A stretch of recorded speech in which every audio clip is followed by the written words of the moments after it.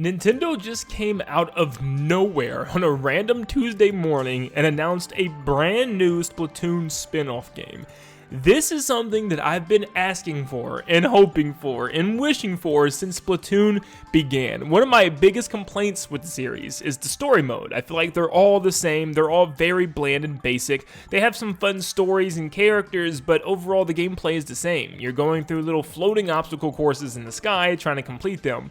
But Nintendo finally listened and they made a full-fledged story mode game called Splatoon Raiders. Apparently this is a spin-off game that's following after the events of Splatoon 3 and continuing those events. I still thought we'd be moving on to the next genre of Splatoon, you know what I mean? The next trilogy of games it seemed like Nintendo was getting ready for, but it seems like not yet. This might be what Nintendo's doing as we wait for the next Splatoon game. But yes, it seems to be a full-on 3D action-adventure game for once, which, like, seriously, pinch me.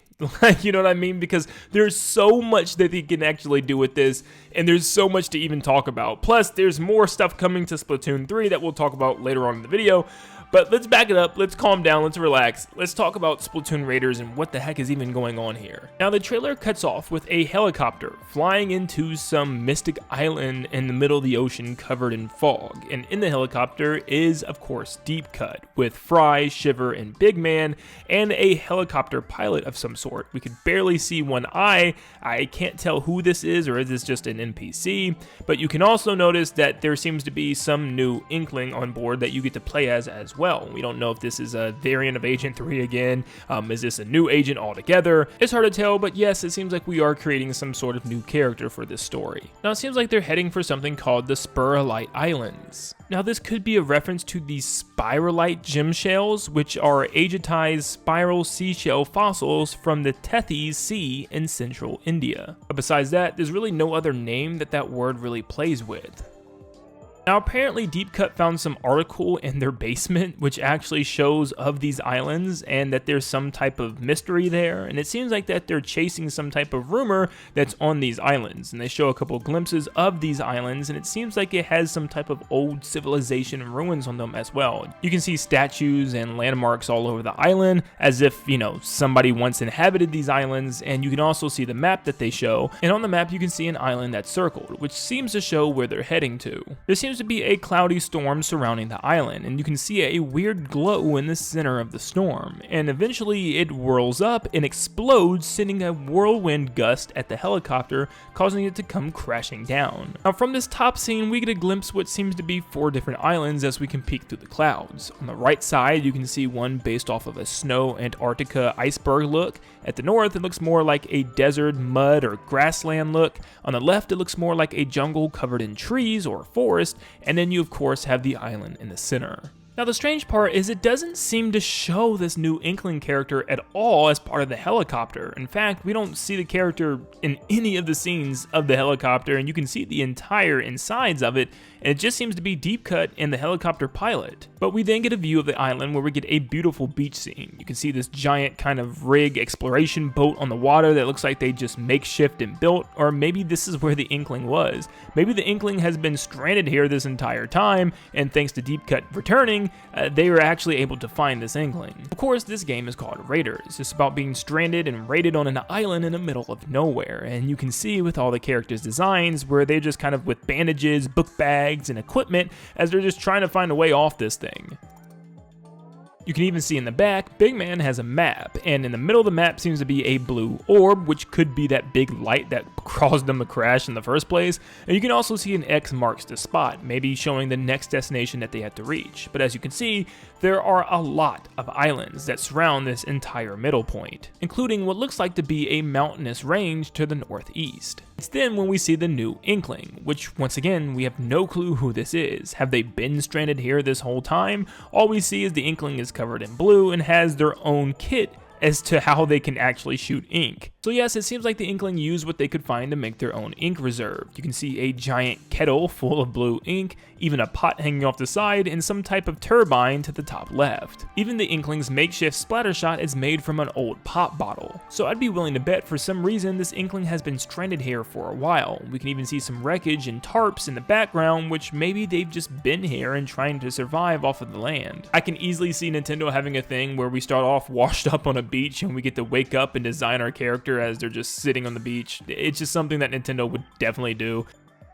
But yeah, it seems like you'll report back to this boat and maybe talk to Deep Cut every now and then in order to get mission updates or stuff, or maybe this is just like the home base, or maybe just the beginning of the game. Maybe we don't come back here at all. It's hard to say, but considering the fact that all the islands are surrounded around one central island, I'm pretty sure we'll come back here every now and then. We also have this weird crab-looking four-legged robot that follows around after the Inkling. Now, I'm pretty sure that the Deep Cut didn't make this and bring it to the island for some reason, unless they did it for exploration purposes, and I'm also pretty sure that the Inkling didn't build something that looks so sophisticated. Now, my bet would be that for some reason this robot had been on this island, whether it be from a past civilization, and maybe that's where we get a lot more lore, that the past civilization actually built this robot and we activated it and found it somewhere. That'd be pretty cool. But it seems to be your little partner, companion, and buddy on this adventure, so maybe this game will be 2 players where one person can play as this robot. Now, it seems to be based off of a tea kettle, which is a recurring theme for Splatoon. It's how we start the matches by spawning in them. It's how we jump into new levels in the story mode,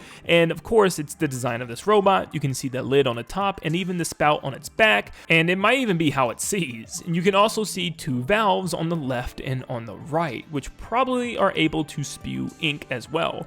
You can see that on the top of the valve there's actually a light blue sticker, which probably shows that it's shooting that light blue ink that the Inkling also is carrying. So probably just like a little ink buddy that another player can control, or the NPC will control, and almost like a tank character, which is able to shoot tons of ink in a single destination. We actually get to see the 2 run off on the island's beach, and it's one of the only small gameplay segments we've seen so far, and I have no clue what's going on. I don't know if we're going to be able to freely explore the islands and the beach. Is it going to be kind of an open sandbox game, kind of along the lines of Mario Odyssey and the new Donkey Kong Bonanza coming out? It's really hard to tell, but so far I absolutely love what I see. And the final scene is of Deep Cut helping the helicopter pilot up and looking into the background to see a giant whirlwind with a glowing yellow light coming from the center. Something is causing a ruckus on this island, and of course it's probably going to be the main antagonist, because we haven't even seen what enemies or creatures we're going to be fighting, except for this very last scene at the very end. It seems to show some type of eyeball of a creature underneath the water. I have no clue what it's showing us here. It's almost impossible to guess. If you have predictions, go ahead and let me know in the comments down below, but of course probably one of the main enemies or main antagonists of this story.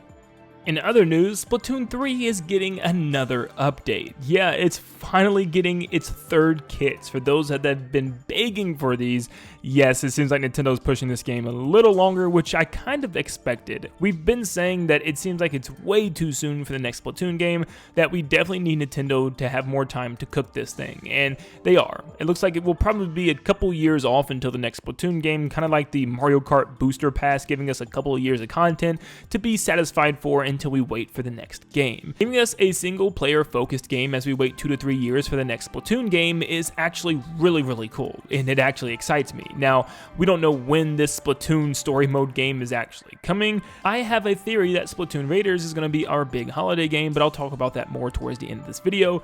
But yes, we are moving on to version 10.0 of Splatoon 3, which gives us tons of new kits. And if you don't know what that means, it's existing weapons with brand new specials and subs in their kits that we don't have already attached to previous weapons. Now, they're also adding some really cool quality of life things like new improved freshness meters that actually can go higher than they have before, new badges that you can place on your name, and a new stat system which shows you how good you are with each weapon. It's called the series weapon power, and it'll show you what weapon's the most effective for you, and also I guess pit you with players similarly in that same skill level. So, you know, kind of giving you the opportunity to try out new weapons that maybe you're not as good with, and placing you against players that also aren't that good with their weapons, which I think is actually incredibly cool, because I always want to try out some weapons that I just absolutely absolutely stink with, and now it makes sense that I can actually play with players that aren't as good with their weapons, so I'm not getting absolutely obliterated by people with their main weapons. Also, we're getting Urchin Underpass making a return from Splatoon 1. This was literally like the first Splatoon map ever made, and we're finally getting it back in Splatoon 3. It's such a classic. I'm actually very glad it's back, and I'm hoping there's a lot more Splatoon 1 stages that they bring back as well. So yes, Splatfest will continue, and pretty much Splatoon 3 as an entirety will continue as well, even with the inclusion of this brand new Splatoon Raiders game coming out, which is really cool. So Nintendo keeping Splatoon 3 alive until we wait a couple years until Splatoon 4 is actually a really good idea. But back to what I was saying about Splatoon Raiders, I think this could be the big holiday game. We've been sitting and waiting and thinking what could fit the bill for this holiday, and I know as much as I want to see the next 3D Mario game, I don't think we're seeing anything with that game until next year. So I actually was coming down to the point where it could be like Luigi's Mansion 4, but besides that, I really didn't know what else. Maybe Animal Crossing, but now this definitely just struck me, and I said, wow, this could definitely be the big holiday game. A big Splatoon single-player adventure game. Not a mode, this is a full-fledged game that is specifically coming out on Switch 2. I mean, you can just tell by the volumetric clouds and the lighting and the details here that this is just a Switch 2 game, but it also confuses me to why Nintendo announced it this way. Maybe it's just because it was a lot of information. It was like a 6 to 7 minute trailer, and they didn't want to spend too much time in the next Nintendo Direct with this, so maybe they were getting it out ahead of the next Nintendo Direct.